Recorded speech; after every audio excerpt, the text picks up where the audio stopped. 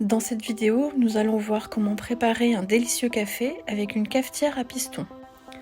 Déguster un café révélant toute sa palette aromatique, c'est facile et rapide grâce à la French Press, l'autre nom donné à la cafetière à piston, en suivant quelques étapes simples à réaliser. Pour cela, vous aurez besoin d'une cafetière à piston, de grains de café, d'un moulin à café, d'une bouilloire, d'une balance, d'une cuillère ou une spatule en bois, de 2 verres ou tasses, et de 4 minutes de votre temps. La première étape consiste à faire chauffer l'eau. Amenez à ébullition suffisamment d'eau pour remplir la cafetière à piston. Pour une cafetière de 50 centilitres, il vous faudra environ 35 centilitres d'eau. L'eau doit être chauffée à une température aux alentours de 90 degrés.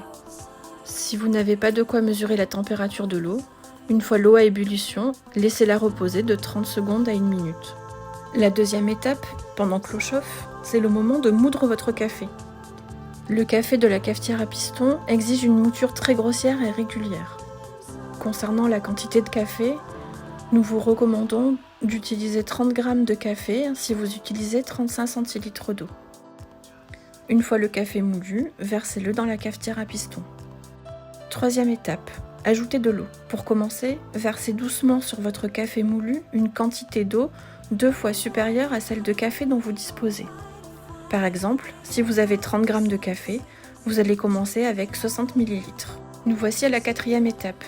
Remuez doucement le café moulu avec une spatule ou une cuillère en bois. Laissez le café pré-infusé ainsi pendant 30 secondes pour laisser les arômes sortir du café.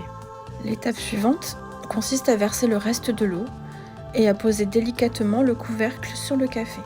Ne pressez pas tout de suite. Laissez le café infuser pendant 3 à 4 minutes. Ne dépassez pas 4 minutes d'infusion.